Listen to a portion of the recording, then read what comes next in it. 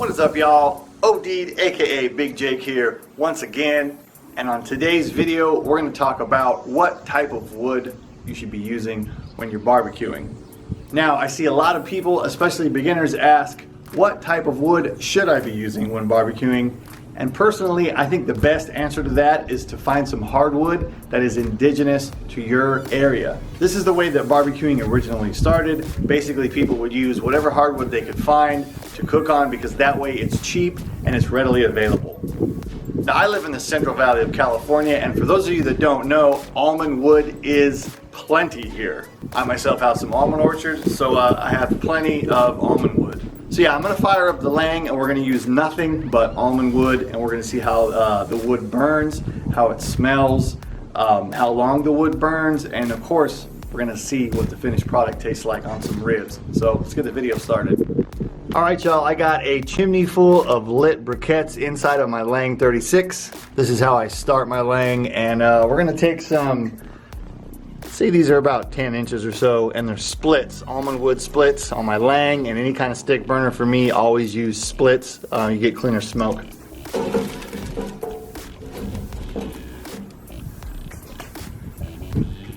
We got a pretty heavy breeze today, so these things probably should light up fairly quickly. And again, if you're in the Central California area, there are lots of almond trees. So people are always cutting them down because the trees are getting old, or they're falling over because of the wind. I'm sure you can hear the wind in the video right now. So yeah, almond farmers are always trying to get rid of almond wood. So more often than not, you can get this stuff for free. And this stuff has been seasoning or drying out in my backyard on a pallet now for, I'd say, about 1 year and 3 months. So it should light up fairly quickly.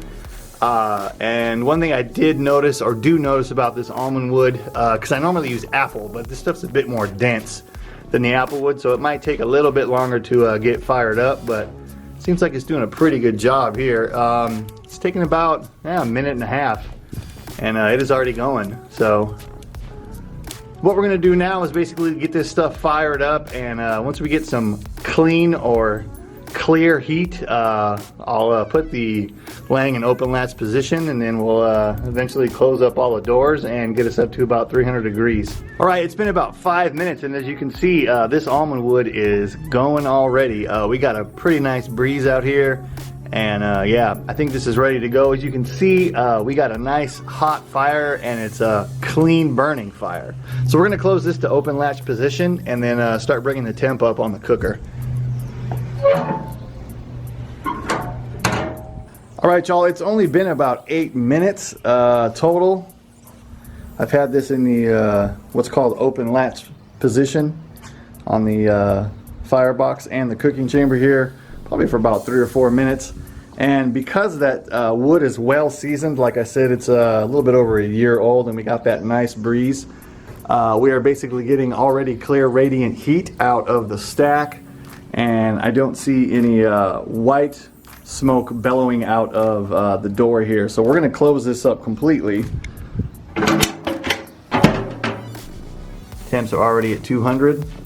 We're going to take this up to 300 degrees. As you saw, I had a full chimney full of lit briquettes in there, and I put about 3 10-inch logs in the firebox of almond wood. Once you get this thing up to temp though, which is 300 degrees where I cook my ribs on my Lang, you're probably only going to add 1 split or 2 splits every 45 minutes or so, depending on how hot it is outside. Right now, like I said, nice pleasant aroma, kind of like oak, I would say, with the almond wood, and it looks like it's burning hot and clean, which is what I like. So this is actually pretty cool. One thing to note is that I have used almond wood in the past, but I've always mixed it with apple, and this is going to be the first time that I've used all almond wood. If I like the results, I'll probably stop buying the apple, even though I can get the apple for cheap. I mean, why not use the wood you can get for free? So anyways, let's get this thing up to temp, and then we'll see how it goes.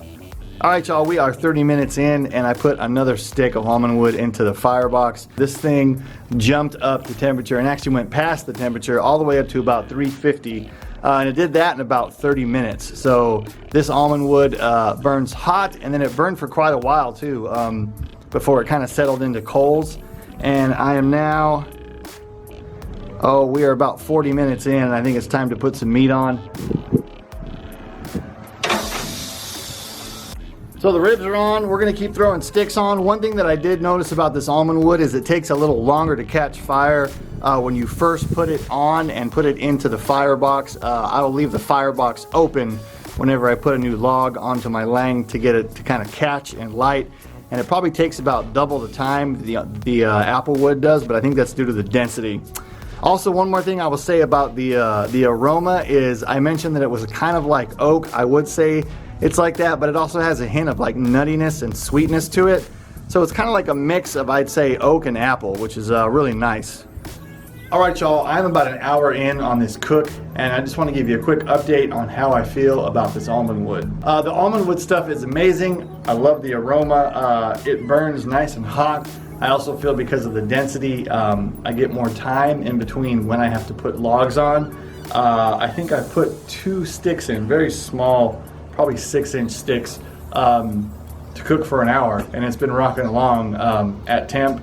So far I really enjoy the almond wood. So I'm going to cook these ribs through the rest of the way that I normally do. If you want to know my rib cooking technique on the lang, I'll put a link down there in the description. If you want to know how I run my fire exactly on my lang, I will also put a link down in the description so you can check this out. I think the only thing left I need to know at this point is what do the ribs look like when they're done cooking? What does the smoke ring look like? And obviously what's the flavor like on the ribs? So we'll just skip right to that point here in the next part of the video, and I'll let you know my basic thoughts and the overall outcome of cooking with almond wood. All right, y'all, the ribs are done, and as you can see, the color on them is very nice. I was very happy with the way the lang performed with the almond wood on the inside. I would say I probably used about 20% less wood than I normally do, probably because of the density of the wood, so it actually cooked and smoked a little longer. But at the end of the day, it's all about the flavor. So let's see what these taste like. Looks really good. They look tender, they look juicy. They look like they're gonna be tasty. Oh yeah, those are nice. Nice texture. You can taste the rub. You can taste a little bit of that sauce that I put in when I wrap the ribs. Again, if you want my recipe, I'll put a link in the description. You can taste the almond smoke. It's got a little bit of sweetness to it, and then just the kind of like that nice oak flavor. So yeah, these are absolutely amazing. There's another one. You can see just how juicy they are.